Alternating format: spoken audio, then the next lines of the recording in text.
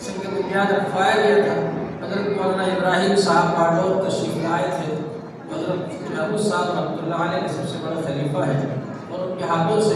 اس کی بنیاد رکھوایا گیا تھا۔ اور پھر علماء کرام تشریف لاتے رہے ہر سال، اور اس سال بھی ہمارے درمیان میں علماء کرام تشریف فرما ہے۔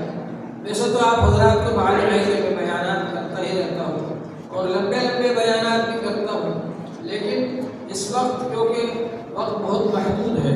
اور ہمارے حضرت مولانا سکندر صاحب دعوت برکاتہ تشریف فرما ہے، ان کو ابھی روانہ ہونا ہے، واپسی ہے بھی، کیونکہ دارالعلوم دیوبند میں بھی امتحانات چل رہے ہیں۔ ہر سال ہم لوگ رجب کے مہینے میں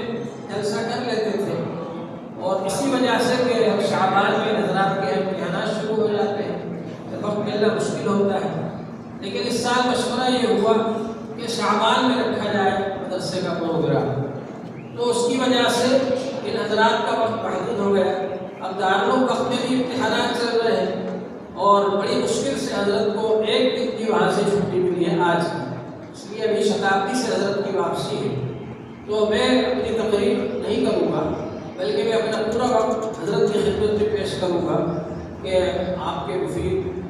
اور ذرعی خیالات سے ہم سب مستفید ہوں۔ تو اللہ کا فضل و کرم ہے کہ یہ مدرسہ عرصہ دراز سے چل رہا ہے، آپ کا جانا پہچانا مدرسہ ہے،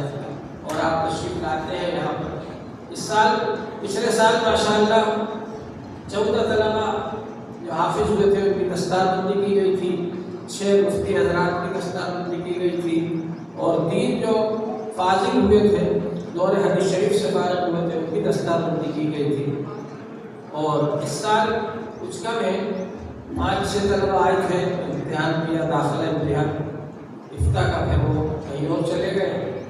ایک صاحب یہاں پر مستقل مزاجی کے ساتھ میں رہے تو وہ ماشاءاللہ مفتی ہو گئے، ان کی دستار بندی کی جائے گی، اور 7 طلبہ جو حافظ ہوئے ان کی دستار بندی کی جائے گی، اور عالم کے کورس میں جو طلبہ اچھے نمبرات سے کامیاب ہوئے ان کو انعامات دیے جائیں گے ان بزرگوں کے ہاتھوں سے۔ تو آپ حضرات سے گزارش ہے کہ آپ آخر تک تشریف رکھیں اور ہمارے سبھی بزرگوں کے فوائد حسنہ سے استفادہ کریں، اور سبھی بزرگوں کی تقریر سن کر کے جائیں۔ اللہ جل شانہ سب کو عمل کی توفیق عطا فرمائے۔